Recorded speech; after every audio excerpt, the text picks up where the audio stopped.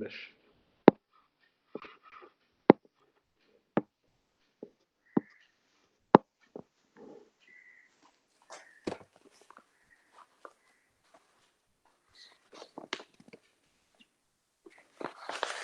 আগের দিন আমরা যেটা করেছিলাম, আমরা তোমার টাইম ইভলিউশন অপারেটর ইন্ট্রোডিউস করেছিলাম। ওকে, তোমার সাই অফ টি সমান you t t naught psi t naught. Psi t not হচ্ছে এটা কেট at time, initial time T not, আর সাই টি হচ্ছে একটা later time T greater than T not, কেট টি।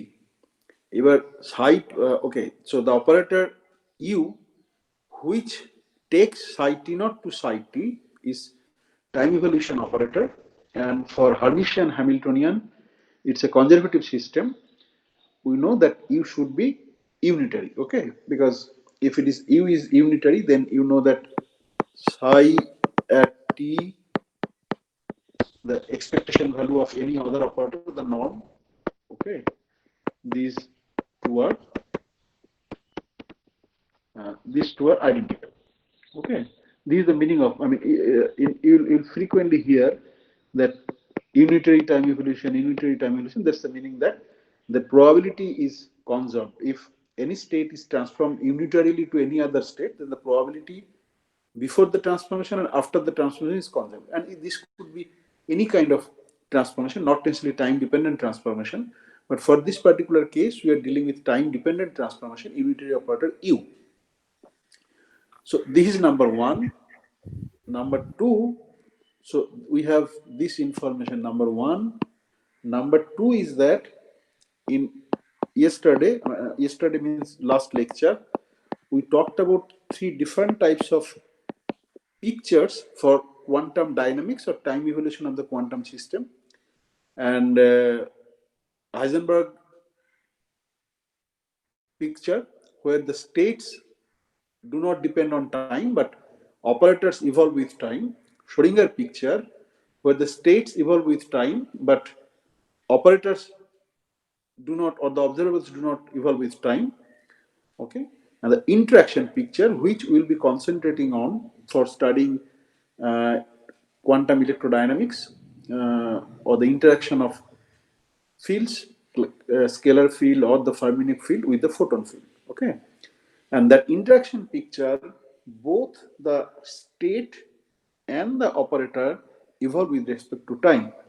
And the advantage of interaction picture is that the state evolution of the state depends on the interacting part of the Hamiltonian, whereas the evolution of the observable or the operator depends on the free part or the non-interacting part of the Hamiltonian.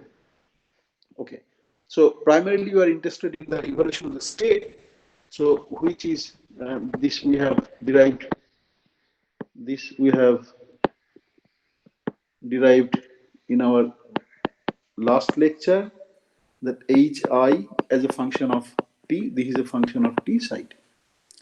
Now also during the last part of my talk, what we did is that we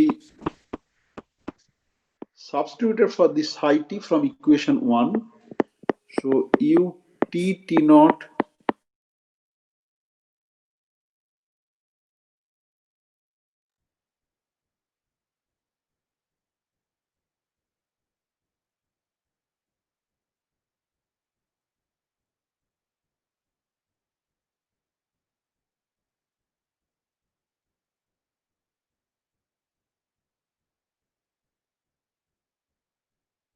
naught, this is the initial time, it's not a function of t.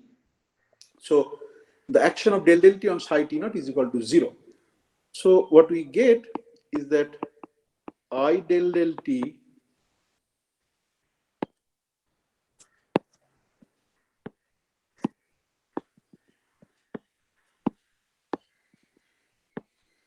I del u t t naught del del t minus h I t u t t naught psi t naught is equal to 0. Okay, so that means whatever is there inside the square bracket, it should be 0 identically, otherwise right hand side cannot be is equal to 0, because psi t naught is a state, and state means it has some non-zero expression, it's not vanishing. If you talk about psi t naught is equal to 0 also gives me 0, yes, but that's a particular state. We are not talking about a particular state, we have a complete set of states. So putting psi t naught is equal to 0 will correspond to a particular case, not the general case. But the general case will correspond to I del u del t is equal to h I t u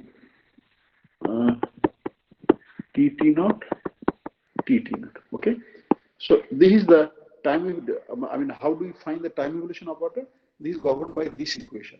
So this is a first order equation. So you may be tempted to solve it. Oh, so this is first order time differential equation, and it's very trivial one. It's a linear first order time differential equation, so we can solve it. But note that u is an operator, h is an operator.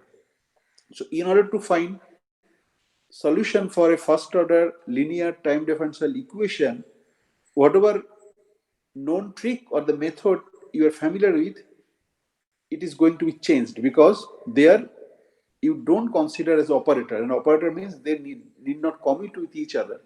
Okay, so that problem is there. So if you write down simply the solution of this equation, then it will be wrong, because this is an operator equation. Even multiplication from left and multiplication from right is different for most of the cases. So that's why for operators, when you study group theory, you may be aware that there is a definition called left multiplication and right multiplication. Okay, and left multiplication and right multiplication are not necessarily same for all cases. There are some special cases for which they are same. Okay, so we have to solve it. For solving this, what we will do, we'll use some technique. And for the case of quantum dynamics, you have studied this in the context of quantum mechanics also. I am discussing here the same thing within the context of quantum field theory, where we get an infinite series. The solution of u t t naught we obtained in terms of an infinite series, which is known as the Dyson series. Okay, so how do we solve it? Though first we solve it as u t t naught is equal to 1 minus I t naught to t dummy variable t1 h I t1 u t1 t naught. Okay, so in fact here you get an arbitrary integration constant, not 1. Okay, but by putting the boundary condition, the initial condition that u t naught is equal to 1, this leads to this constant c is equal to 1. This leads to, say, এখানে একটু পরিষ্কার করে লিখি, এটা basically হচ্ছে কি some constant, integration constant. This leads to c is equal to 1. Why? Because u t naught, that means it's not evaluating the system, it's at the time t naught, so left hand side should be equal to 1, and that's the property of u also. On the right hand side, if t is equal to t naught, then you are performing an integration whose lower limit and upper limit are the same. So any integration whose lower limit and upper limit are same, that produces 0. Okay, so that constant must be equal to 1. So that's the way we have fixed the constant. Now you can see that if we put this value del u del t naught in this equation, then the constant terms gives you 0. Okay, and the second one, what do you get? Second one, you get this.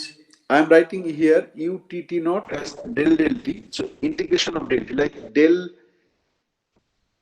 this is something like del f del x someone say gx.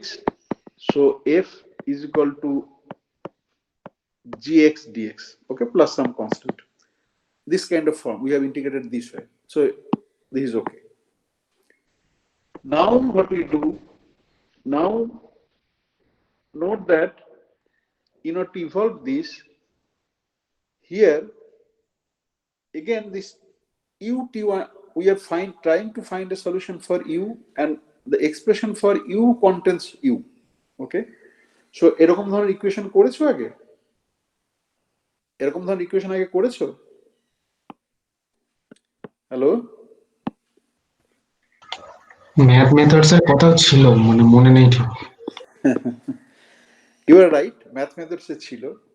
হ্যাঁ, এই ধরনের equation গুলো কি বলে কেউ বলবে? Math মেথডে ছিল, স্ক্যাটারিং করতে গেলে স্ক্যাটারিং এরকম আসে। তোমাদের এখানে বন্ধু যারা কন্টেস্ট ম্যাটারে করে, হার্টি ফক বা এরকম ধরনের জিনিস করে, সেখানেও এরকম ধরনের জিনিস আসে। কোথায় আছে, কি ইকুয়েশন বলে এগুলোকে? ইন্টিগ্রাল ইকুয়েশন বলে।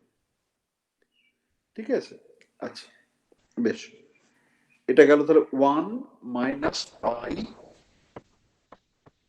টি নট টু টি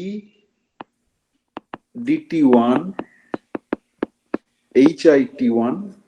আমরা করলাম কি, এই যে ইউ এর সলিউশন, এখানে ইউ অ্যাপিয়ার করছে, এই ইউ এর সলিউশন এখানে রয়েছে টি ইন্টু টি নটের টার্মসে, এখানে রয়েছে টি ওয়ান আর টি নটের টার্মসে। আমরা এই ইকুয়েশনটা লিখি 1 minus i t naught to t one, আবার একটা অন্য dummy variable d t two h i t two u t two t zero. Okay, now this can continue forever. Okay, and we get, if we continue forever, we get an infinite series. That's the Dyson series. Okay, now so again next step what we will do, you will substitute u t to t naught from this expression. Okay, from this expression only t will be replaced by t2, and whatever is there, two terms, you write it this way, you continue. If you continue this way, then we get an infinite series 1 minus I t0 t dt1 hi t1 plus minus I square, আচ্ছা এখানে কুলোবে না, আমি তলার লাইনে লিখি,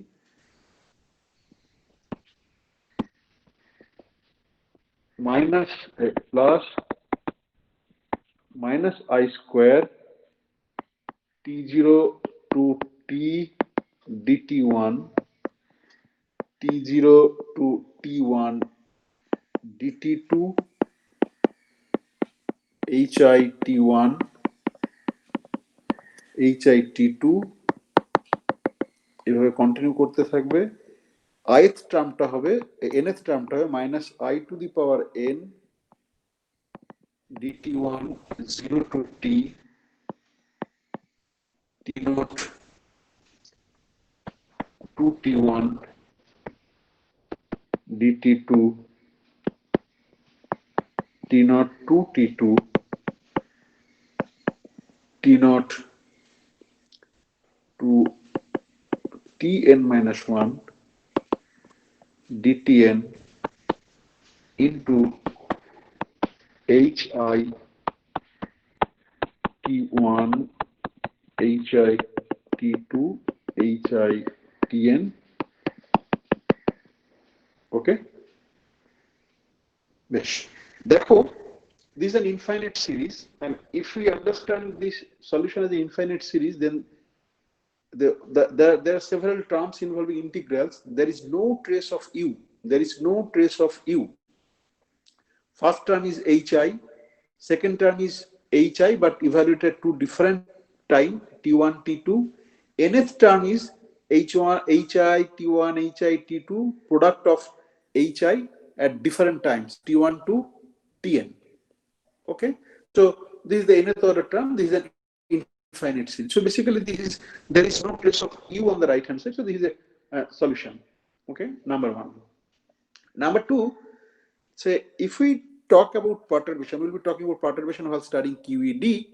So HI will correspond to, will have some parameters, E or alpha. And in perturbation theory, we consider that some parameters should be small, and unless some parameter is very small, we cannot apply the perturbation trick. So note that there is some parameter in HI.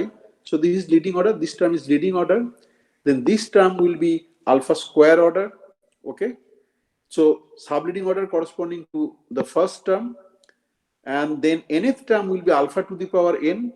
So any process governed by nth order term is certainly not dominating corresponding to, say, second order term or the third order term. Okay. So when we were talking about QED, then we were talking about first order correction, second order correction, third order correction, fourth order correction. Basically, we don't go beyond second order correction for most of the calculations. It matches well with the experimental results, but for some cases, of course, there are some particular aspects. Maybe you have to go to third order, fourth order. Initially, it was very difficult, but now there are very high performance computer and relevant packages. Even people do not write the computer programming, so you can calculate to many order of perturbation series. Here, Dyson series, what I want to give you idea that if you want to treat the in a realistic problem, perturbation theory involving HI, then basically each term, depending on how many HIs are there, that's the order of perturbation. Okay, when we actually do the calculation. Here, still we are not talking about the perturbation technique. This is number one. Number two is that this one, we can write it in a compact form, that U T naught is equal to 1 plus N is equal to 1 to infinity minus I to the power N T naught T dt1 T naught T1 dt2 dot dot T naught Tn minus 1 dtn into hi T1 hi T2 dot dot T naught to Tn minus 1 dt. Okay, so this is an infinite series, and see there is no trace of u, it's only depending on the interacting part of the Hamiltonian. So that's the beauty of this, that time evolution of the state is wholly determined in terms of the only interacting part of the Hamiltonian. Okay, আচ্ছা এইবারে দেখো, এইবারে সমস্যাটা আসছে যে এটাকে কি আমি আর কম্প্যাক্ট ফর্মে লিখতে পারি using say time ordering operator. We have introduce time ordering operator previously. Okay, এবারে এখানে আমি যেটা লিখেছি, lower limit and upper limit are different for different terms. So for example, T1 is from T0 to T. Okay, then for dt2 it's from T0 to T1. Basically whatever is there integral here up to this. For dt3 I have not written it here, but T0 it will be T0 to T2. The dtn part is T0 to Tn minus 1. So lower limit for all the terms are identical, all the integrals, but the upper limit is different. For T1 it's up to T, for T2 it's up to T1, for T3 it's up to T2, for T4 it's up to T3, and this way for Tn it's up to T to the power n minus 1. Okay, now if we can write it in a more compact form. So just analyze the বলো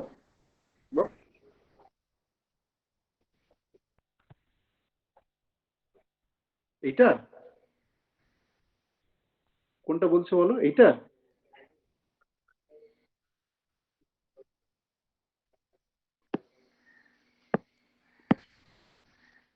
এইটা বলছো, এইটা ওটা ওটা ভুল লিখেছি, thank you, ওটা ভুল HHITN হবে, থ্যাংক ইউ, ওটা আমি ভুল লিখেছি। ওকে, আচ্ছা এরপরে দেখো আমি শুধু তোমার সেকেন্ড অর্ডার টার্ম মানে যেখানে তোমার দুটো এইচআই আছে, সেই টার্মটাকে আমি অ্যানালাইজ করে দেখাবো যে এটাকে বেসিক্যালি আমি কায়দা করে টাইম অর্ডার প্রোডাক্ট হিসেবে লিখতে পারি। একইভাবে তুমি third order fourth order term তুমি দেখাতে পারো যে কায়দা করে তুমি ওটাকে টাইম অর্ডার প্রোডাক্ট করে লিখতে পারো। নট অনলি দ্যাট, তখন লোয়ার লিমিটও তো এমনিতেই সবার সমান আছে, আপার লিমিট অলসো তুমি সবার সমান করে লিখতে পারো if you write it in terms of using the time order product notation. Okay, বেশ, তাহলে আমি শুধু দুটোর জন্য দেখাই। First consider that 1/2 factorial is equal to 2, but basically second অর্ডারের জন্য ফ্যাক্টরিয়াল 2 আসবে, থার্ড অর্ডারের জন্য ফ্যাক্টরিয়াল 3 আসবে, nth অর্ডারের জন্য 1/ফ্যাক্টরিয়াল nth আসবে। সেই জিনিসটাকে হাইলাইট করার জন্য আমি এখানে 1/2 ফ্যাক্টরিয়াল লিখলাম, but it's trivial, the 2 factorial is equal to 2, but 3 factorial is not 3, it's 6. N factorial is not n. Okay, I am considering second order term, and there the factorial will be 1/2 factorial. For nth order term, this term will be 1/nth factorial. Just to highlight that, I am writing it as the factorial. Okay, so consider t naught t dt1, t naught t dt2. Note that এখানে lower লিমিটও যা t1 এর, t2 এর lower limit 1, আপার লিমিটও t1 এর যা, lower limit upper limit t2 এর 1। Okay, আর time order product of h i t1 h i t2 এটা সমান কি হয় দেখি, এটা আমি লিখেছি এখানে এক্সপ্রেশনে নেই, এটা সমান কি হয় দেখি লিখি। বেশ, এটা সমান হলো half t naught t dt1 t naught t dt2। ওকে, বেশ, এবার টাইম অর্ডার প্রোডাক্ট কি বলছে আমাকে? টাইম অর্ডার প্রোডাক্ট বলছে যে h i t1 h i t2 একটা টার্ম হচ্ছে হেভিসাইড ফাংশন দিয়ে থিটা t1 মাইনাস t2। যদি t1 greater than t2, sorry এখানে একটা কমা চলে এসেছে, this comma is not there. if t1 greater than t2, then this term is equal to 1 or non-zero, but when t1 less than t2, this term is not there, and there is a second term. There is a second term, half t naught to t dt2 t naught to t dt1 h I t2 h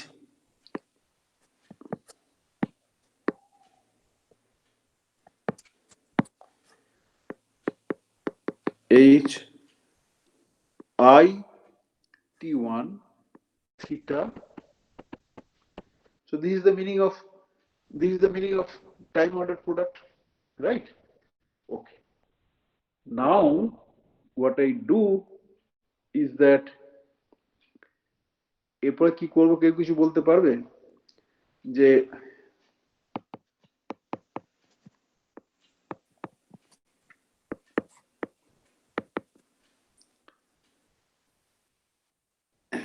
t1 greater than t2, তাই তো? t1 greater than t2 যদি হয় তাহলে আমি second যে ইন্টিগ্রেশনটা রয়েছে t2 এর উপরে, সেটাকে আমি t0 t1 dt2 plus t1 sorry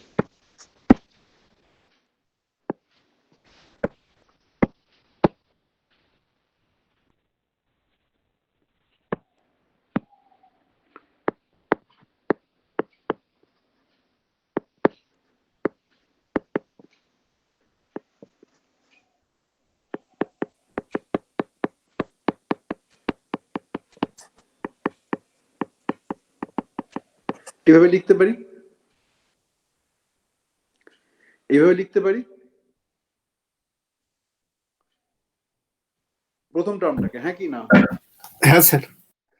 বেশ, প্রথম টার্মটাকে যদি এইভাবে লিখতে পারি, তাহলে যে দুটো ইন্টিগ্রেশনে ভাগ করেছি, দুটো ইন্টিগ্রেশনে কি কন্ট্রিবিউট করে না কন্ট্রিবিউট করে না?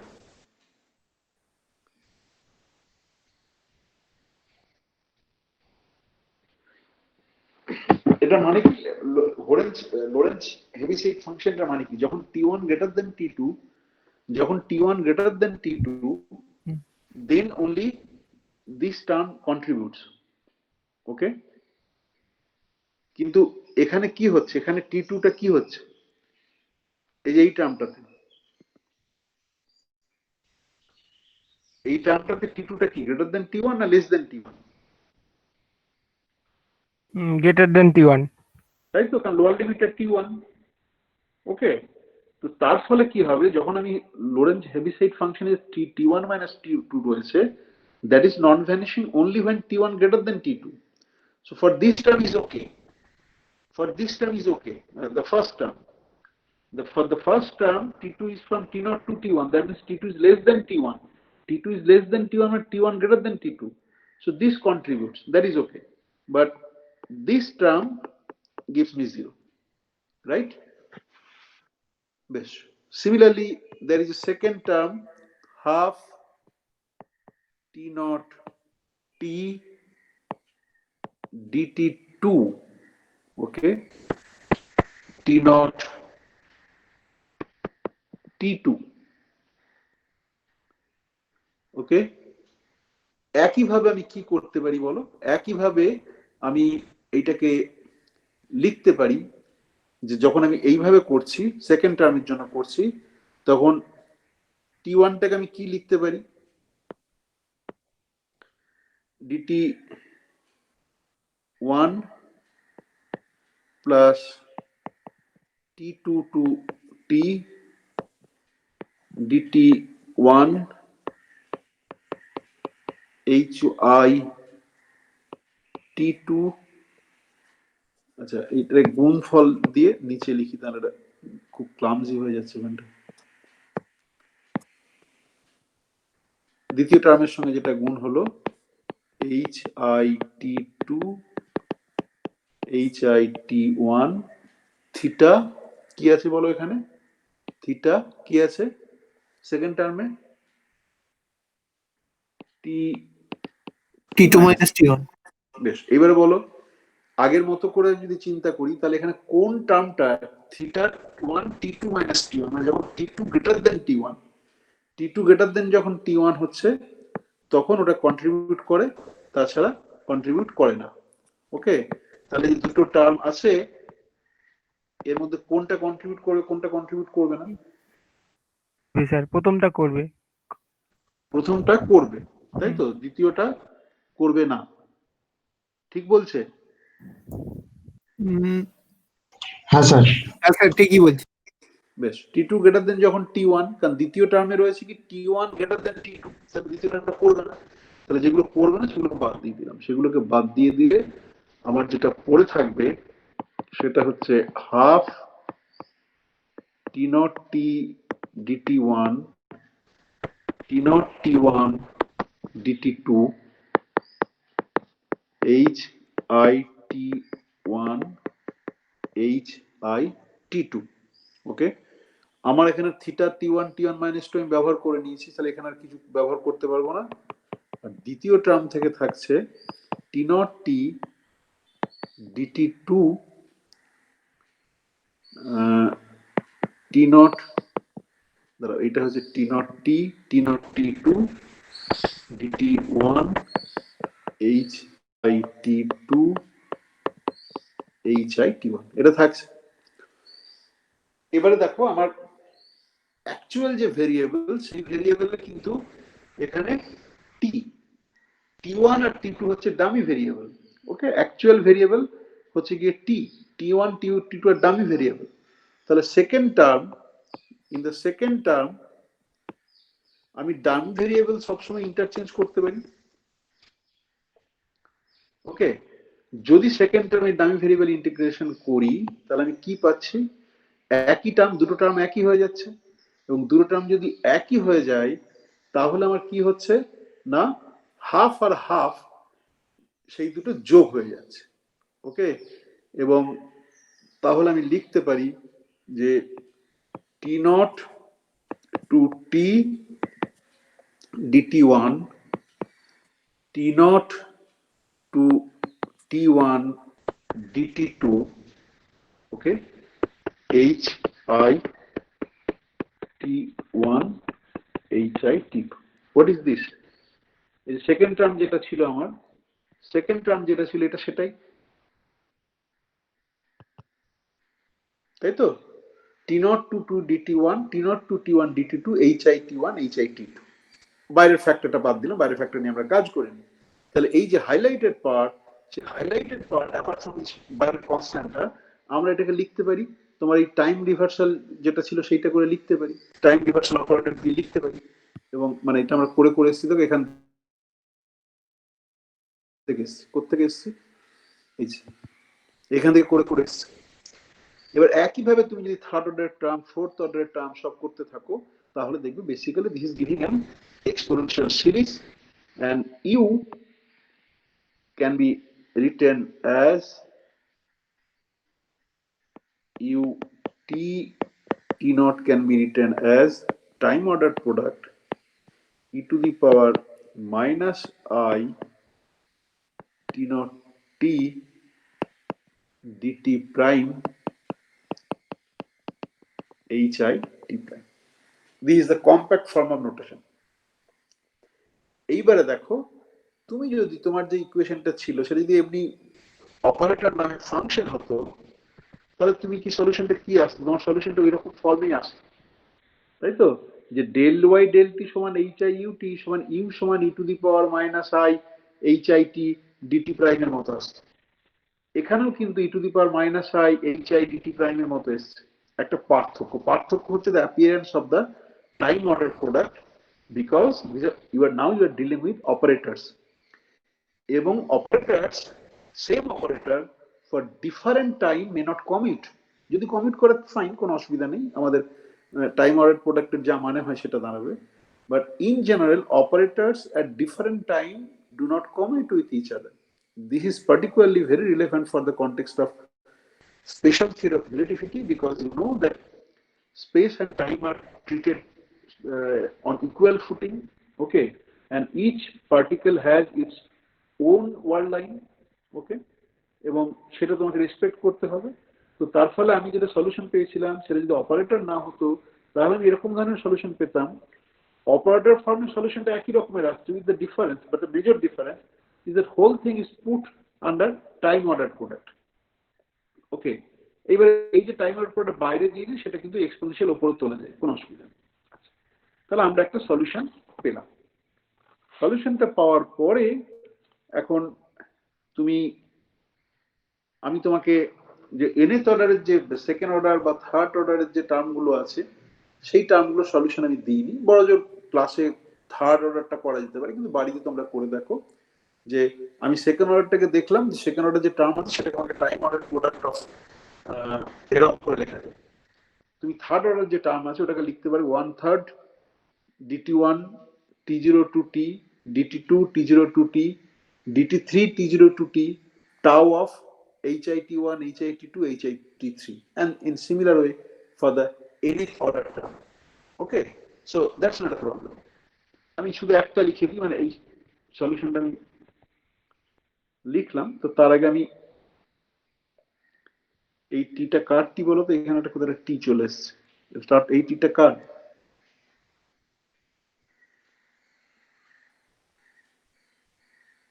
এই টিটা কারোর সঙ্গে লেজুর হয়ে লেগে আছে না এটা এমনি চলে এলো? এটা স্যার ওই নিউটার লিমিটটা হবে, আপার লিমিটটা। হ্যাঁ হ্যাঁ, ঠিক ঠিক আছে, থ্যাংক ইউ থ্যাংক ইউ।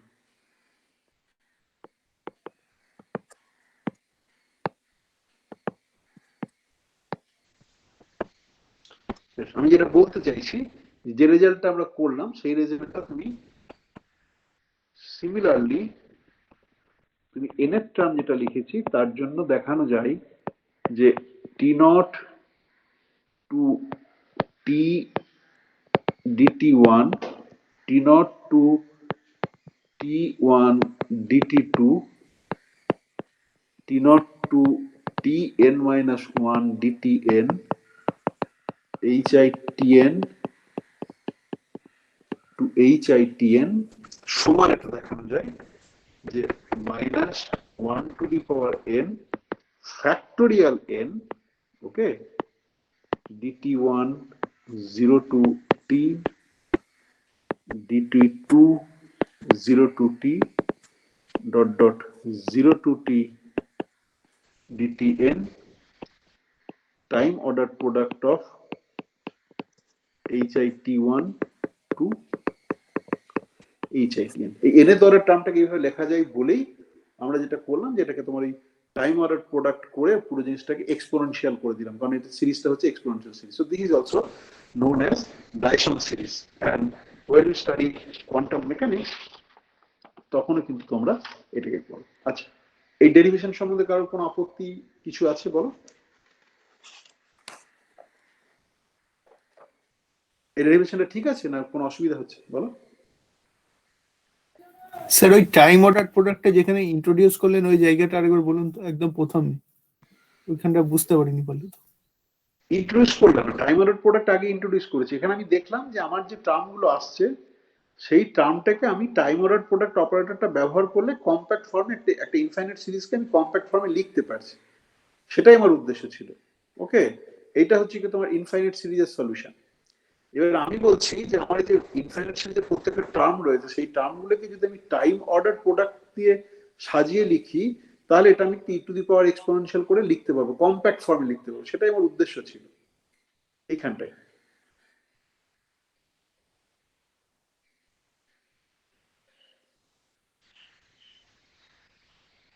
ঠিক আছে, তোমার কোনো স্পেসিফিক প্রশ্ন আছে এখানে? হ্যাঁ স্যার, এইটা কিভাবে লিখলেন এটা ঠিক বুঝতে পারিনি।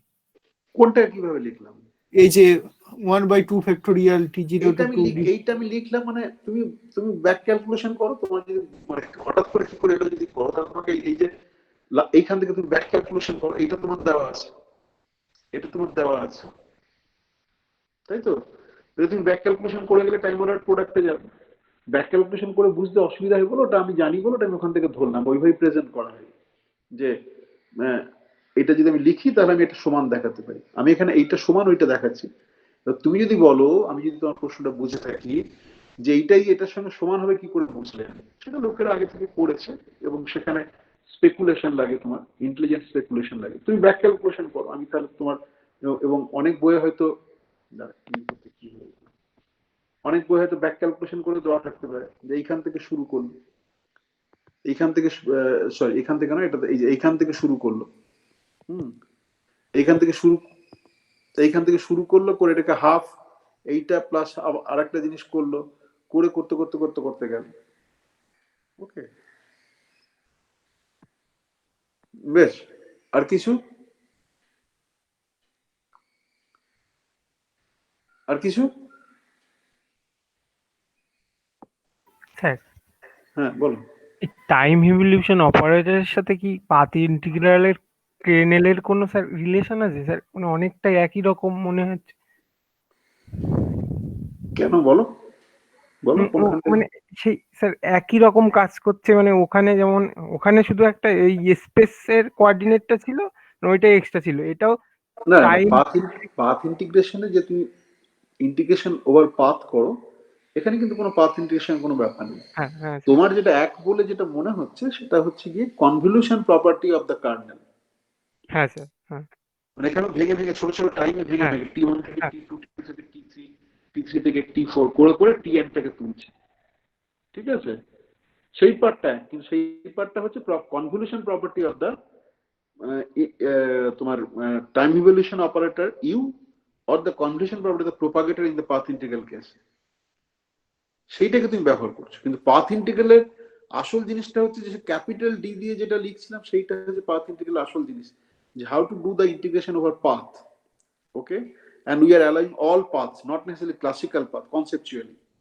এখানে কিন্তু আমাদের সেরকম কোনো পাথ ইন্টিগ্রেশনের কিছু নেই। তোমার যেটা দেখে মনে হচ্ছে যে ওই রকম ক্যালকুলেশন ওখানে করেছি, সেটা হচ্ছে convolution property of the propagator there in the context of path integration, and here convolution property of the unitary operator u, এই দুটো সমান।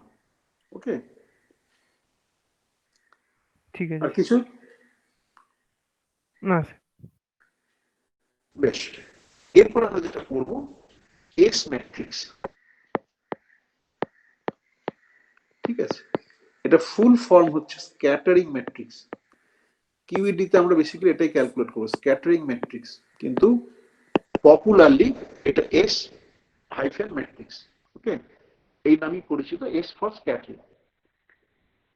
আমরা যখন স্ক্যাটারিং আমরা স্টাডি করি তখন যেটা করি যে ধরো আমার interaction part of the Hamiltonian, okay, এই যে একটা interaction part of the Hamiltonian রয়েছে, তোমরা যখন ক্লাসিক্যাল মেকানিক্স বা কোয়ান্টাম মেকানিক্স যখন স্ক্যাটারিং স্টাডি করো তখন কি হয় যে একটা পার্টিকেল এলো, ওকে, এসে ধরো এইখানে কোনো একটা পোটেনশিয়াল বা কিছু একটা আছে, মোমেন্টারিলি এর সঙ্গে ইন্টারাকশন করলো, করে আইদার এইদিকে চলে গেল বা ব্যাকওয়ার্ড রিয়াকশন এদিকে গেল, কিছু একটা হয়। তারপর আবার ইনিশিয়ালি যখন আসছে তখন যেটা তোমার থাকে সেটা হচ্ছে গিয়ে ফ্রি প্রপাগেটিং ওয়েভ। আবার এই যে এইটা যদি আমার রিজিয়নটা হয় যেখানে স্ক্যাটারিংটা টেক প্লেস করছে, আবার far away from the scattering place, এটাও হচ্ছে গিয়ে তোমার প্রপাগেটিং ওয়েভ, তাই তো? এইটা দেখো classical scattering or the quantum mechanical scattering, it is general picture. The potential is localized in certain region for where the particle is scattered, where the particle is prepared in a particular state at t is equal to say minus infinity. সেখানে এই যে interaction part সেটা particular উপর কোনো interaction হচ্ছে না। তারপর যখন ট্রাভেল করছে in a interaction free region, ইন্টারাকশনের যে রেঞ্জ বলে একটা ব্যাপার থাকে, সেই রেঞ্জের মধ্যে এলে তার সঙ্গে ইন্টারাকশন হচ্ছে, পরে depending on the nature of the interaction, it scatters either in the forward direction or the backward direction or making some angle with the incoming direction. ওকে, এবং সেটাই তোমরা ক্যালকুলেশন করো, ফেজ শিফট হয়, হ্যাঁ, অ্যামপ্লিটিউডের মড স্কোয়ার করে differential cross section করে এরকম।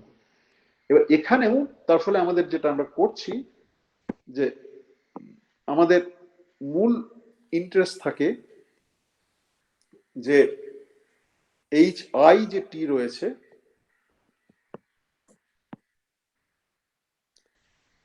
ওকে, এই এইচ আই যেটা আমার রয়েছে, যে ধরো আমি সাই i at T is equal two I for initial state, এটাকে আমি সংক্ষেপে বললাম কেট আই দিয়ে ডিনোট করলাম।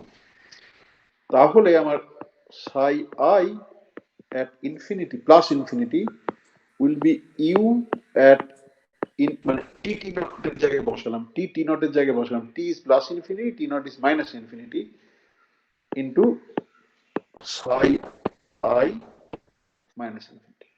আমাদের যে রিলেশন আছে সেটাকে আমি এখানে বসালাম যে psi t is u t t naught psi t naught, okay, t naught is minus infinity, t is plus infinity. পিকচারটা হচ্ছে যে মাইনাস ইনফিনিটি আমি স্টেটটাকে প্রিপেয়ার করলাম, স্ক্যাটারিং হলো, হওয়ার পরে এর স্টেটের মডিফিকেশন হলো, হয়ে একটা ফাইনাল স্টেটে গেল, সেটাকে আমি টি ইজ ইকুয়াল টু ইনফিনিটিতে দেখছি। ওকে, স্ক্যাটারিং ম্যাট্রিক্স বলে যেটাকে ডিফাইন করা হয় সেইটা হচ্ছে গিয়ে তোমার এস ইজ ইকুয়াল টু এইটা মুছে গেছে, স্ক্যাটারিং ম্যাট্রিক্স, এই যে u plus infinity minus infinity, this is my definition of scattering matrix. এইবারে দেখো ইউ ইজ ইউনিটারি, ইউ যদি ইউনিটারি হয় for any values of t and t naught, তাহলে u infinity minus infinity is also unitary. এটা আমরা বলছে যে S is unitary, scattering matrix is unitary. Okay, তার মানে আমি প্রপার্টিটা পেলাম যে এস ড্যাগার এস, এটা খুব important property, S dagger S, S dagger সমান I. Okay, and scattering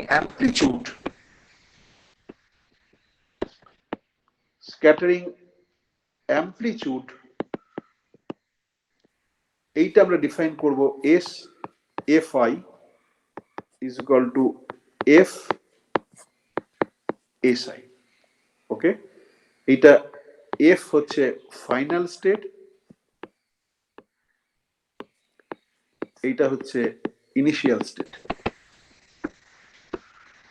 okay, initial স্টেটের কেট, ফাইনাল স্টেটের কেট। এবার তাহলে আমি এসটা ডিফাইন করেছি কি করে? এসটা আমি ডিফাইন করেছি u infinity minus infinity i, তাই তো? তার মানে আমার এস এফ আই সমান f limit eta goes to 0 plus time order product of e to the power minus i, এটা লিমিটটা হচ্ছে lower limit minus infinity, upper limit plus infinity, d t H i eta t i. আচ্ছা, h i ইটাটা কি? H i ইটাটা হচ্ছে যেটা আমি physically তোমাকে বললাম, যে ফিজিক্যালি যেটা বললাম কি না, যে infinite past there is no interaction, infinite future there is no interaction, only for certain region of space or for the interaction time this is তোমার কি হচ্ছে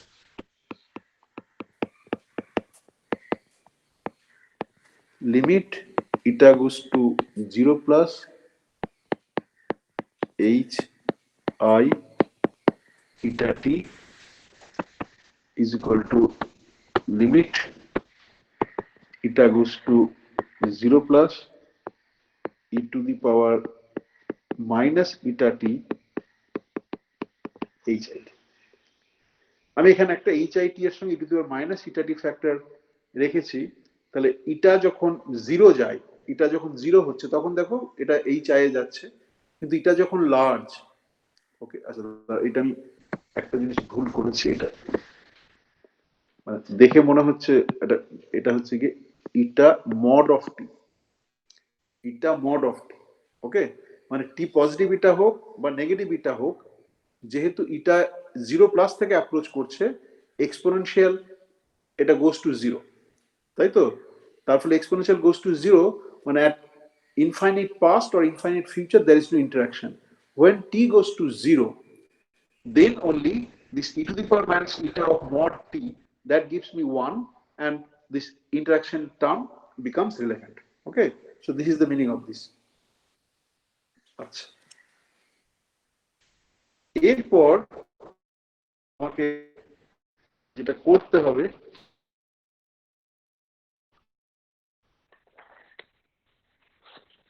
আমি দেখি আজ আমার একটা মিটিং আছে 3:30 থেকে 3:26 হয়ে গেল, তাও আমি তোমাকে জাস্ট তাহলে এইটা যেটা আমরা ক্যালকুলেশন ইন্টারেস্টেড থাকবো কিউইডিতে for rest of the course, যদি আমি ইয়ে না করতে পারি, রিনর্মালাইজেশন করতে না পারি, সো কিউইডি বেসিক্যালি আমরা এসএফআই বলে যেটা লিখেছি সেটা আমরা ক্যালকুলেট করবো। ওকে, যে e to the power minus i dt H i যেটা থাকবে, সেই এইচ এর অর্ডার বাই অর্ডার আমরা ইনিশিয়াল স্টেট এবং ফাইনাল স্টেটের মধ্যে আমরা ম্যাট্রিক্স এলিমেন্ট ক্যালকুলেট করব। এবং ইনিশিয়াল স্টেটটা যেহেতু পার্টিকুলেশন থিওরি করব, ইনিশিয়াল স্টেটটা হবে free particular initial state, final state f will be also free particular final state. Okay, বেশ, সেটা আমরা করব, তার আগে আরো অনেক কিছু উপক্রমণিকা করতে হবে। এবার এইখানে একটা আমাদের সমস্যা হচ্ছে, সমস্যাটা হচ্ছে যে যেটা খুব ইম্পর্টেন্ট একটা থিওরেম, যেটাকে বলে উইকস থিওরেম। উইকস থিওরেমটা কি বলছে? বলছে যে H I interacting part of the Hamiltonian is normal order. আমরা তাই ধরেছি, তাহলে আমরা যদি নর্মাল অর্ডার ধরি, তাহলে যদি তোমার এইরকম জিনিস থাকে, আমি একটা এক্সাম্পল দিয়ে বলছি, যে ধরো অ্যানলেশন অপারেটর আর ক্রিয়েশন অপারেটর রয়েছে, okay, a dagger at t1 and a at t2, okay, তাহলে তুমি কি করবে? তুমি t2 greater than t1, what do you do?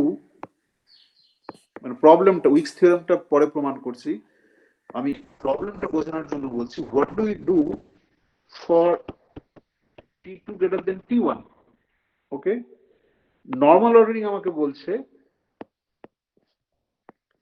যদি এ ড্যাগার এ আর a2 এর একটা প্রোডাক্ট থাকে, তাহলে নর্মাল অর্ডারিং বলছে কি বলছে না, A dagger T1 into AT2. This by prescription for normal ordering.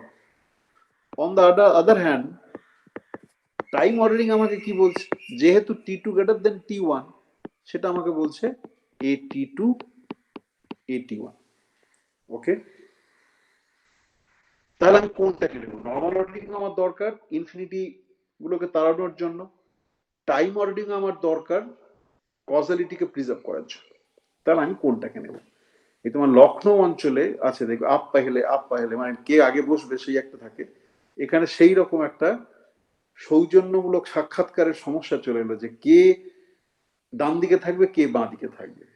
Okay, Wick's theorem বলে যেটা লিখেছি, উইকস থিওরেম বেসিক্যালি তোমার যেটা করে এটা একটা রেজলিউশন করে, যাতে আমার এই যে কনফ্লিক্ট যেটা হচ্ছে যে নর্মাল অর্ডারিং এর সঙ্গে টাইম অর্ডারিং যে কনফ্লিক্ট হচ্ছে সেই কনফ্লিক্টটা যাতে না থাকে। উইকস থিওরেম বেসিক্যালি আমার যখন এরকম ধরনের সিচুয়েশন অ্যারাইজ করবে তার জন্য একটা প্রেসক্রিপশন। ওকে, প্রেসক্রিপশনটা কি নিয়ে না, টাইম অর্ডার আর নর্মাল অর্ডার যে প্রোডাক্ট রয়েছে তাদের মধ্যে আমাদের কাজে লাগে। বেশ, ধরো আমি প্রমাণটা করছি phi x সমান real scalar field. Okay, fermionic ফিল্ডের জন্য প্রমাণটা একইভাবে যাবে, কিন্তু fermionic field is anti commuting in nature, সেটা মাথায় রাখতো, সেটা মাথায় রাখলে রেজাল্টটা একটু চেঞ্জ হয়। ওকে, otherwise the method I am teaching you that is identical for Fermionic field also. Further, আমি এখানে প্রমাণটা করব যখন product of two scalar field আছে at two different space time point, but when it's three space time points or four space time points এরকম ধরনের জিনিস যখন আমরা স্ক্যাটারিং থিওরি পড়ব তখন আসবে, সেক্ষেত্রে কিন্তু অ্যাপ্রোপ্রিয়েটলি জেনারেলাইজ করতে হবে। কিন্তু প্রমাণটা আমি এখানে যেটা শুধু করব সেটা দুটোর জন্য করব। বেশ, দেখা যাক কতদূর কি এগোতে পারি। phi x দুটো স্পেস টাইম পয়েন্ট প্রোডাক্ট হিসেবে আছে। টাইম অর্ডার প্রোডাক্ট আমাকে কি বলছে না, বলছে t minus t prime phi x prime plus theta t prime minus t phi x prime phi x। Okay, বেশ, phi x প্রাইম সমান phi plus x plus phi minus x into phi plus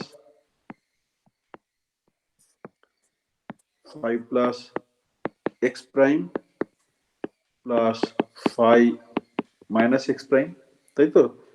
তাহলে এটাকে যদি আমি ভেঙে লিখি তাহলে আমার কি কি আসবে? তাহলে আমার আসবে phi plus x phi plus x prime phi plus x into phi minus x prime plus phi minus x phi plus x prime plus phi নিচে হয়ে গেল। এটা জাস্ট আমি ভেঙে লিখলাম, হ্যাঁ, এটাকে আর কিছু নতুন আহামরি কিছু নাই। phi minus x phi minus x prime. Okay, বেশ, এবার এইটার যদি আমি নর্মাল অর্ডার প্রোডাক্ট করি phi x প্রাইম, তাহলে দেখো phi প্লাসে কি আছে, a আছে না a ড্যাগার আছে? phi প্লাসে কি আছে, a না a dagger? Hello, A phi প্লাসে a। বেশ, তাহলে এই দুটোতেই a টাইপের টার্ম আছে, তাহলে নর্মাল অর্ডারিং করলে এটা কোনো চেঞ্জ হবে না। ওকে, দ্বিতীয় যে টার্মটা রয়েছে phi প্লাস x আর phi মাইনাস x প্রাইম, এইটা কিন্তু বাঁ দিকে a আছে ডান দিকে a ড্যাগার আছে, তাহলে এই টার্মটা নর্মাল অর্ডারিং করলে চেঞ্জ হবে। এটা কি আছে phi মাইনাস phi প্লাস মানে কি, বাঁ দিকে a ড্যাগার, মানে এই টার্মটা কথা বলি, বাঁ দিকে a ড্যাগার ডান দিকে a, তাহলে এটারও নর্মাল অর্ডারিং করলে কোনো চেঞ্জ হবে না। ফোর্থ যে টার্মটা রয়েছে সেই ফোর্থ টার্মটা তোমার কি রয়েছে, দুটোই রয়েছে এ আকার, তাহলে এটারও কোনো চেঞ্জ হবে না, তাহলে চেঞ্জ হবে শুধুমাত্র এই টার্মটার চেঞ্জ হবে। ওকে, বেশ, তাহলে আমি দেখো একটা আইডেন্টিটি লিখছি, তাহলে এইটা সমান আইডেন্টিটি মানে এই দুটো রেজাল্ট থেকে আমি অ্যাড করছি, এইটা সমান আমি লিখতে পারি phi x prime minus phi plus x phi minus x prime plus phi minus x prime, এটা লিখতে পারি। Normal order phi x prime মানে এই যে তিনটে টার্ম আছে সেই তিনটে, তার সঙ্গে আমি যেহেতু নর্মাল অর্ডার করেছি তার মানে আমি কি করেছি না একটা টার্ম যোগ করেছি phi minus x prime phi x plus phi plus x টাইপের টার্ম যোগ করেছি, তাই তো? হ্যাঁ কি না? স্যার বুঝতে পারছি না কি হলো। বাঁ দিক সমান ডান দিক কিনা বলো? হ্যাঁ হ্যাঁ সেটাই আমি লিখেছি, এটাকে সাজিয়ে আমি যদি লিখি যে এটাকে যদি নর্মাল অর্ডার করি, নর্মাল অর্ডার করলে কি হবে, নর্মাল অর্ডার করলে এই টার্মটা চেঞ্জ হবে, এই টার্মটা চেঞ্জ হবে, কিসে চেঞ্জ হবে, এই টার্মটা চেঞ্জ হবে phi minus x prime phi plus x, তাই তো? এবার আমি এখানে কি করছি, আমার যে phi x prime রয়েছে নর্মাল অর্ডার ফর্মে এই টার্মটা নেই, তাই তো? নর্মাল অর্ডার ফর্মে এই টার্মটা নেই, তাহলে বিয়োগ করেছি minus phi plus x minus phi x prime, কিন্তু নর্মাল অর্ডার ফর্মে কোন টার্মটা আছে, এই টার্মটা আছে minus phi minus x prime phi plus x, সেটা যোগ করেছি। বোঝা গেল? হ্যাঁ sir.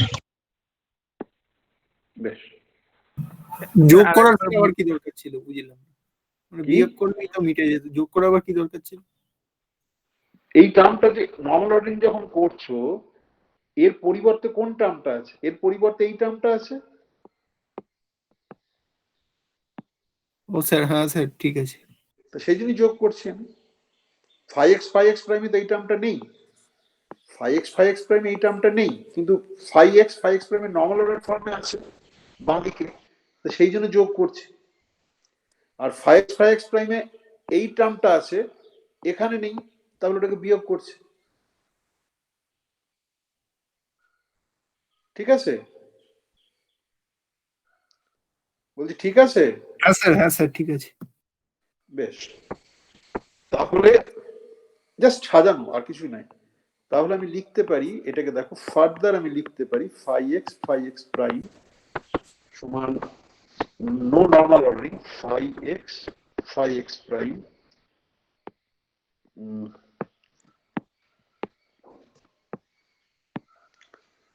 Minus phi plus x, এটা লিখতে পারি। যে দুটো টার্ম ছিল সেটাকে আমি কমিউটেটর হিসেবে লিখতে পারি।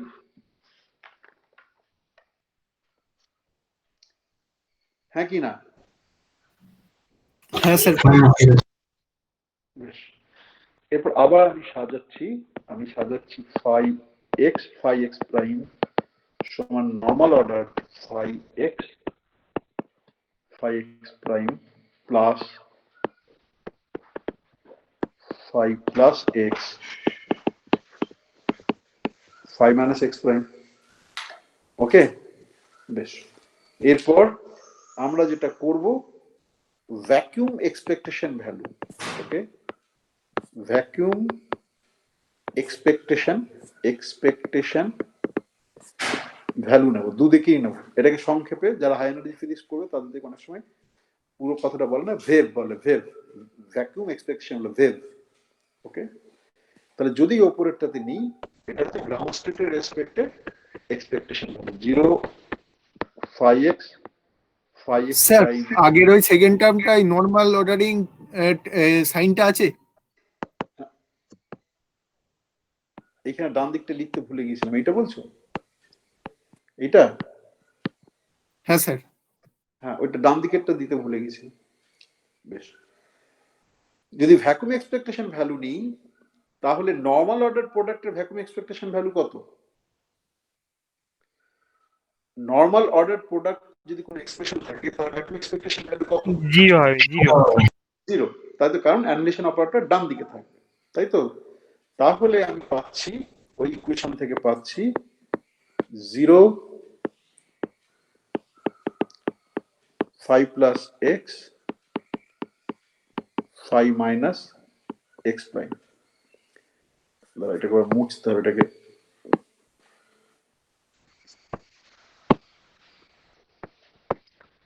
0 5 plus x 5 minus x prime 0. Clear? Clear? হ্যাঁ sir. Commutator of 5 plus x and 5 minus x prime আমরা কি দেখেছি আগে? এই জিনিসটা কি দেখেছি আমরা? এটা কার সঙ্গে সমান হয়?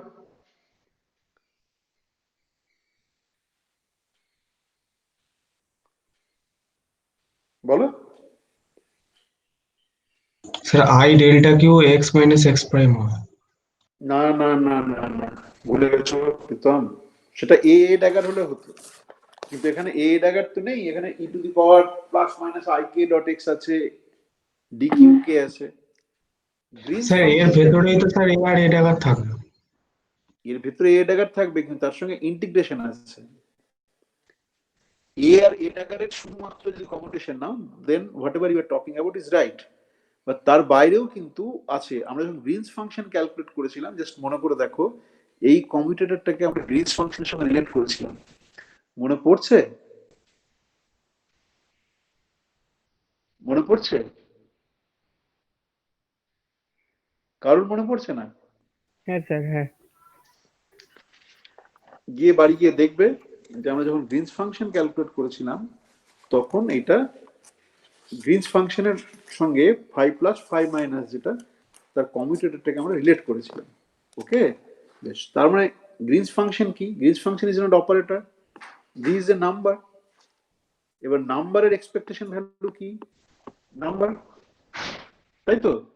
বেশ, তাহলে আমরা যেটা লিখলাম যে ফাই এক্স প্রাইম সমান normal order phi x prime plus 0 of phi x prime 0, তাই তো। এই আগের লাইনে আমরা বের করেছি, এই রিলেশনটা বের করেছি। আচ্ছা, এইবার এটাকে আবার সাজিয়ে লেখালেখির একটা ব্যাপার আছে। তার মানে আমরা যেটা করেছি এখনো পর্যন্ত সেটা হচ্ছে নর্মাল অর্ডার প্রোডাক্টটাকে লিখেছি। টাইম অর্ডারের সঙ্গে রিলেশন বের করতে গেলে আমি আগে লিখেছিলাম, সেটাকে আবার আমি লিখছি যে tau of phi x prime সমান theta t minus t prime phi of x prime plus theta t prime minus t phi x prime phi x সমান আমি লিখতে পারি theta tau minus t minus t prime phi x prime এর উপরে যেটা বের করেছি সেটাকে বসিয়ে দিচ্ছি। phi x prime এর নর্মাল অর্ডার ফর্ম, ওকে, প্লাস 0 phi x প্রাইম 0, এটা এক নম্বর গেল। আর দু নম্বর টার্মে আছে theta t prime minus t two phi x prime phi x প্লাস 0 phi x prime phi x 0, bracket closed. Okay, phi x phi prime যেটা রয়েছে আমার, ওকে, ফাই এক্স ফাই প্রাইমে যে নর্মাল অর্ডার ফর্ম রয়েছে, আমি যদি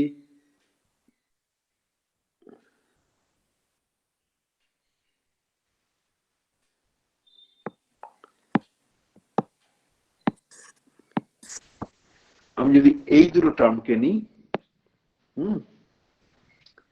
আমি কি লিখতে পারবো বলো? এই দুটো টার্মকে আমি কি লিখতে পারবো?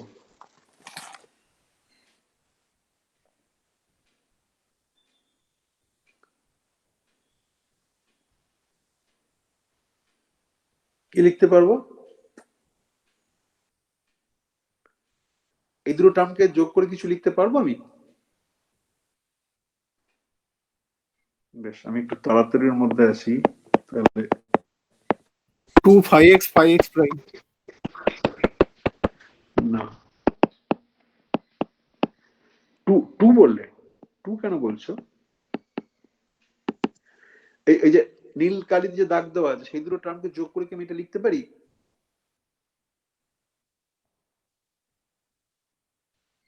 হ্যাঁ স্যার, ঠিক আছে। বেশ, তার কারণটা কেন লিখতে পারলাম না, normal order of phi x prime সমান normal order of phi x prime phi x, তাই তো? আমি যখন নর্মাল অর্ডার সাইনটা দিচ্ছি, এর আগে একই বলে বুঝবো, তার ফলে আমি লেখার সময় ফাইটাকে আগে, ফাই এক্সটাকে আগে লিখলাম না ফাই এক্স প্রাইমটা আগে লিখলাম, কিছু আসে যায় না।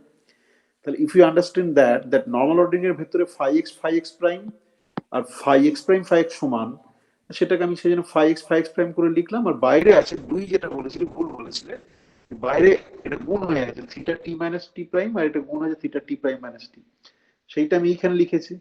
ওকে, আর সেকেন্ড টার্ম আমার যেটা পড়ে থাকলো সেটা হচ্ছে theta t minus t prime 0 phi x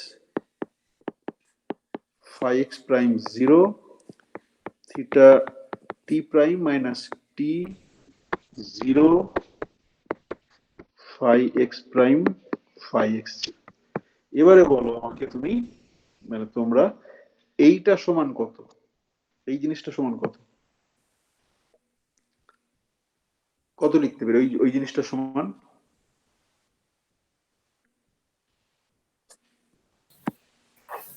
দুই। কেন দুই? কেন দুই? কেন তো আগে বলেছিলে, বললাম তো ভুল হয়েছে।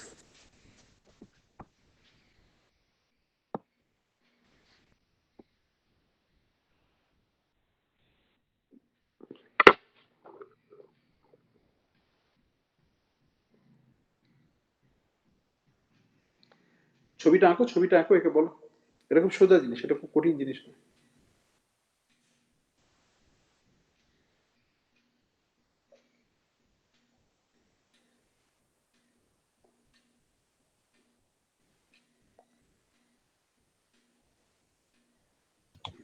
Zero sir. জিরো কেন রে?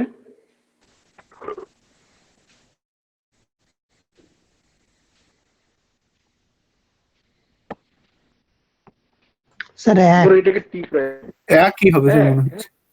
এক হবে, টি গ্রেটার দেন টি প্রাইম এইটা, হ্যাঁ, আর টি লেস দেন টি প্রাইম এইটা, মিটে গেল, এটা এক হবে তো।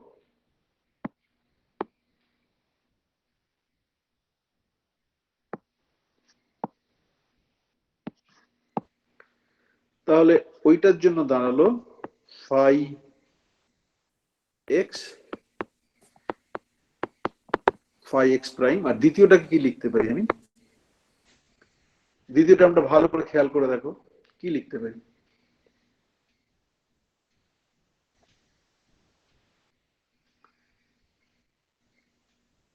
Expectation value of phi x prime আর ফাই এক্স প্রাইম ফাই সমান না সমান না?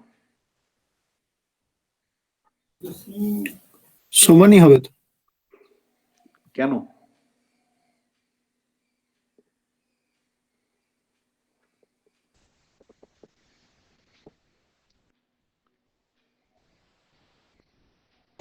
স্যার ডেফিনিশনের সময় তো ফাই এক্সটাকে সেইভাবে তৈরি করা হয়েছিল যাতে হার্মিসিয়ান হয়।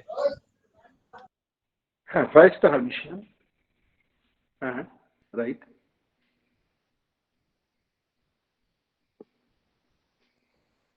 সেটা ঠিকই বলেছো, ফাইক্সটা হয়েছিল।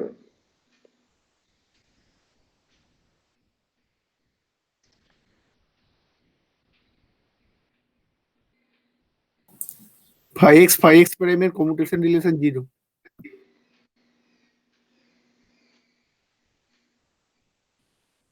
ফাইক্স প্রাইমের কম্পিটিশন রিলেশন 0 নয়। ফাইক্স প্রাইমের কম্পিটিশন রিলেশন হচ্ছে নাম্বার। তোমাকে কিছুক্ষণ আগেই বললাম যে একটা নাম্বার। ফাইক্স প্রাইমের কম্পিটিশন রিলেশন হচ্ছে একটা number.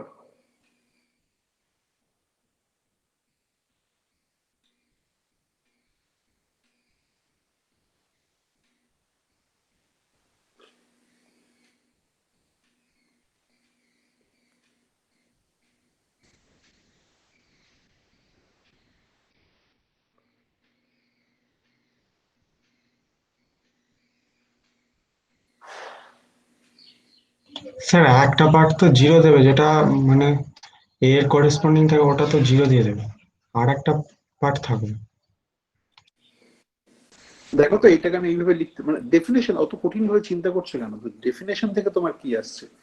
Theta t minus t prime minus t, x x prime x, x এর কম্পোনেন্ট গুলো হচ্ছে টি ভেক্টর এক্স প্রাইমের কম্পোনেন্ট গুলো কি টি ভেক্টর এক্স। তাহলে এখান থেকে তো অত কঠিন ভাবে চিন্তা না করবে, সিম্পল যে ডেফিনেশন আছে আমার, সেই ডেফিনেশনের মধ্যেই তো পড়ে যাচ্ছে time order product of phi x prime. তাই না? অত কঠিন ভাবে যে চিন্তা করছো, এই যে আমি যদি time order product of phi x prime লিখি, তাহলে আমি কি লিখবো? Theta t minus t prime phi x prime plus theta t prime minus t phi x, এ তো definition of time order product, তাই নয় কি? হ্যালো, হ্যাঁ হ্যাঁ স্যার। স্যার। হ্যাঁ বলো বলো বলো, কেউ একটা প্রশ্ন করছিলে, বলো। কেউ প্রশ্ন করছিল না? হ্যাঁ স্যার বললে। না না স্যার, এই হ্যাঁ স্যার বললাম। বেশ, তাহলে আমার রেজাল্ট আমার কি দাঁড়ালো বলো? কি রেজাল্ট আমার দাঁড়ালো তাহলে? রেজাল্টটা দাঁড়ালো যে tau of phi x prime সমান normal order phi x prime plus ground state expectation value of time ordered product of phi x prime। এই দুটোর মানেটা আলাদা কিন্তু। দেখো, এখানেও phi x prime এর টাইম অর্ডার প্রোডাক্ট আছে, এখানে কিন্তু টাইম অর্ডার প্রোডাক্ট আছে, তার ভ্যাকুয়াম এক্সপেকটেশন ভ্যালুটা আছে। শুধু দিস টু আর ডিফারেন্ট। এটা হচ্ছে অপারেটর বাঁ দিকে, ডান দিকে এটা হচ্ছে number. Okay, so this is relation for two products of two scalar field. Okay, Wick's theorem. এইবারে আমি একটা নতুন নোটেশন ডিনোট করব, তোমরা পরবর্তীকালে দেখতে পারো। উইক কন্ট্রাকশন, একটা নোটেশন। উইক কন্ট্রাকশনটা কি বলে না, time order product of phi x prime, তার যদি ভ্যাকুয়াম এক্সপেকটেশন ভ্যালু নিই, তাহলে আমি বারে বারে এটাকে না লিখে আমি এইভাবে লিখবো ফাই এক্স প্রাইম, তলায় একটা লাইন দেব, লাইন দিয়ে ফাই এক্স এর দিকে একটা দাগ, ফাই এক্স প্রাইমের দিকে একটা দাগ। ওকে, এটাকে বলে উইক কন্ট্রাকশন। উইক কন্ট্রাকশনের নোটেশনে আমার ফাই এক্স প্রাইম সমান হচ্ছে phi x prime plus phi x prime. Okay, so this is my Week's theorem for the product of two scalar fields. ওকে, যদি এটা প্রোডাক্টটা বেড়ে বেড়ে যায় 3 4 5 6, অ্যাপ্রোপ্রিয়েটলি তোমার মডিফাইড হবে রিলেশনটা। ওকে, এবং সেই ডেরিভেশনের নিয়মটা হচ্ছে কি, দুটোর জন্য আমি জানি, তাহলে তিনটের জন্য আমি করতে পারবো। তিনটেটাকে আমি দুটো দুটো প্রোডাক্ট হিসেবে লিখবো। আর ফেরমিনিক ফিল্ডের জন্য যদি করি তাহলেও কিন্তু এটা চেঞ্জ হবে। ফেরমিনিক ফিল্ডের জন্য হলে কি হবে, যে দেখো এখানে কোথাও কোথাও আমি ব্যবহার করেছি কমিউটেশন রিলেশন হিসেবে ব্যবহার করেছি, কিন্তু ফেরমিনিক ফিল্ড অ্যান্টি কমিউট করে, মানে অ্যান্টি কমিউটেশন রিলেশন দিয়ে ডেসক্রাইবড হয়, সেইটা আমাকে ব্যবহার করতে হবে। সেটা আমি ক্লাসে করবো না। হোমওয়ার্ক তুমি যদি করো তাহলে হোমওয়ার্কে তুমি দেখতে পাবে যে তোমার করতে দেওয়া আছে, চেষ্টা করবে একই মেথডটা মানে কিছু নেই, শুধু তোমাকে মাথায় রাখতে হবে যে কমিউটেশনের জায়গায় ওখানে ফেমিনিক ফিল্ড অ্যান্টি কমিউট করে। আমি যে এটা nth অর্ডারের জন্য কি হবে সে স্কেলার ফিল্ডের জন্য লিখে দিচ্ছি। nth অর্ডার প্রমাণ করতে পারবে না, মানে পারবে না বলা ভুল, মানে করার দরকার নেই, কিন্তু অ্যাটলিস্ট পারলে বাড়িতে তুমি ইয়েটা করো, তিনটের প্রোডাক্ট হিসেবে যে রেজাল্টটা লিখছি বা আপ টু 4, কারণ আপ টু 4 আমাদের যদি ভায়াবল ফিল্ড থিওরি থাকে, মানে নর্মালাইজেবল ফিল্ড থিওরি থাকে, তাহলে আপ টু 4 পর্যন্ত প্রোডাক্ট আসতে পারে লিডিং অর্ডারে। 5-4 থিওরি যদি করি, 5-4 থিওরি করলে কি হবে, 5-1, 5x1, 5x2, 5x3, 5x4 এইটা আসবে 5-4 ফিল্ড থিওরির জন্য। তুমি বলতে পারো কেন 5-6 করবো না? না, নর্মালাইজেশন থিওরি থেকে, রিনর্মালাইজেবল থিওরি থেকে দেখানো যায় যে 3 স্পেস 1 টাইম ডাইমেনশনে হাইয়েস্ট পাওয়ার পলিনোমিয়াল পোটেনশিয়াল আছে 4 এর বেশি হলে সেটা ফিজিক্যাল থিওরি দেয় না। ওকে, সেই জন্য আমি বললাম আপ টু 4। আচ্ছা, এইটা রেজাল্ট হবে, আমি এইটা রেজাল্ট করে শেষ করব, মিটিং অলরেডি আমার আধ ঘন্টা হয়ে গেছে। বেশ, এইটা রেজাল্ট হচ্ছে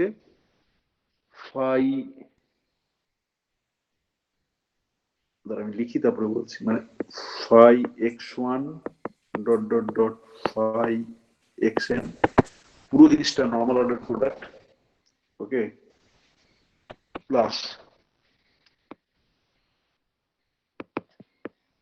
5x1 5x2, ওকে,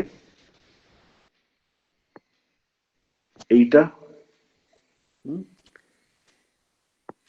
5-3 dot dot dot, sorry 5x3,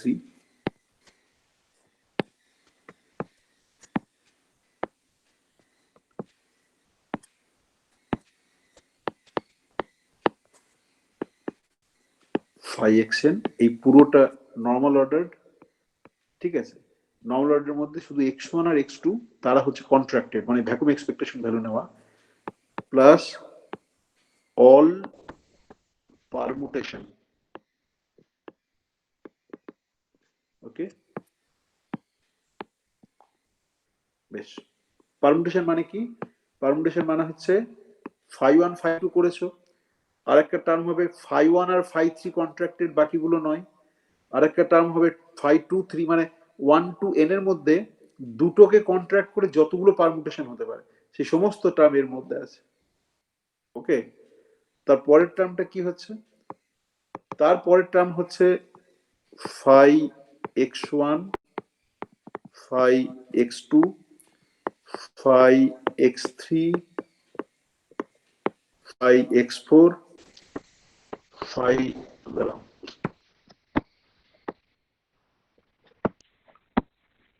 into 5x5 dot dot 5xn normal ordering plus permutation।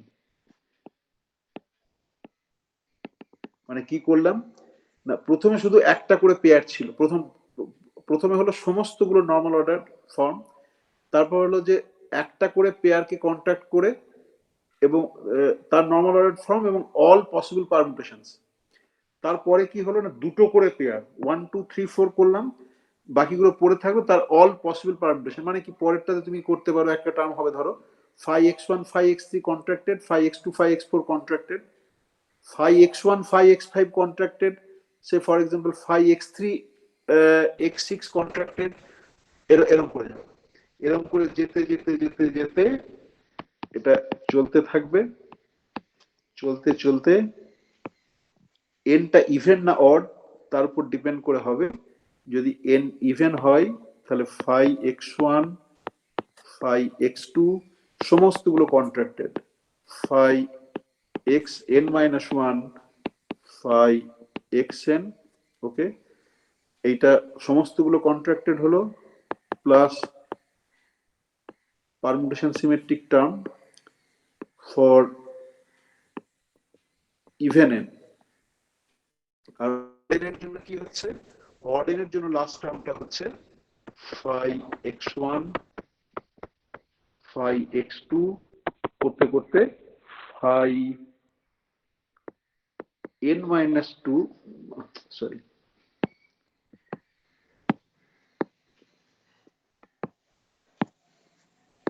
phi x n minus 2 phi x n minus 1, এইটা contracted phi n plus permutation. Okay, এটা হচ্ছে odd n।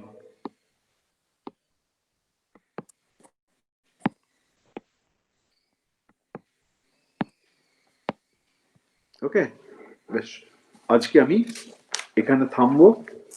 থেমে পরের দিন থেকে একদম Feynman diagram না, মাঝে একটা আছে লেকচার, কালকে লেকচার যেটা করবো তোমাকে নয়বিলিয়ন গেজ ফিল্ডের একটা ইন্ট্রোডাকশন দেবো। পরের সপ্তাহ থেকে ফাইনম্যান ডায়াগ্রাম চলে যাবে, তাহলে যাদের পার্টিকেল ফিজিক্সে তাদের কোনো অসুবিধা হবে না। এখান থেকে একটা বা দুটো শর্ট প্রশ্ন নিতে পারি। হ্যাঁ, বলো কোনো প্রশ্ন থাকলে আমার মিটিং এ চলে যাবো, যদি কোনো প্রশ্ন থাকে অবশ্যই এড়িয়ে যাব না, কালকের ক্লাসে প্রশ্নগুলো আবার তুলতে পারো, করতে পারি। এখানে যদি একটা বা দুটো শর্ট প্রশ্ন তোমরা করো, যদি বোঝার কোনো অসুবিধা নেই বলো, যদি কিছু প্রশ্ন থাকে।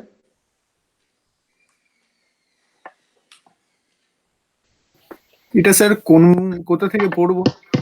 সব বই পাবে। উইকস থিওরাম হচ্ছে কি খুব কমন জিনিস, সব বই পাবে। যে কোনো পার্টিকেল ফিজিক্সের বই নাও, এই সরি ফিল্ড থিওরির বই নাও, যে কোনো বই পাবে। ডেভিড টং এর লেকচার নোটও আছে, ঠিক আছে। তুমি যদি বই কিনতে না চাও, ফ্রিলি অ্যাভেলেবল। ডেভিড টং এর আরো অনেক লেকচার নোট আছে, ওটা এই কারণে বললাম যে ওটা খুব প্রেজেন্টেশন খুব ভালো, আমার পার্সোনাল পছন্দ হয়, তো সেই জন্য। বা অন্য যে কোনো স্ট্যান্ডার্ড ফিল্ড থিওরির বই যদি নাও তুমি, you can do it, no problem. মানে এই জিনিসটা খুব স্ট্যান্ডার্ড জিনিস। পলাশ পালের বইটাতেও আছে, যদি অনেকে পলাশ পাল আর লাহিড়ির বই কিনেছো সেখানেও আছে।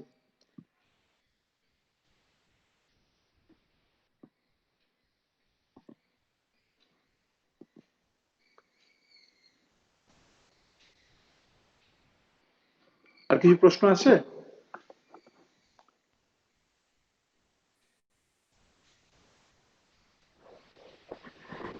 বেশ, যদি না থাকে তাহলে আবার কালকে দেখা হবে। চলো ক্লাস করি।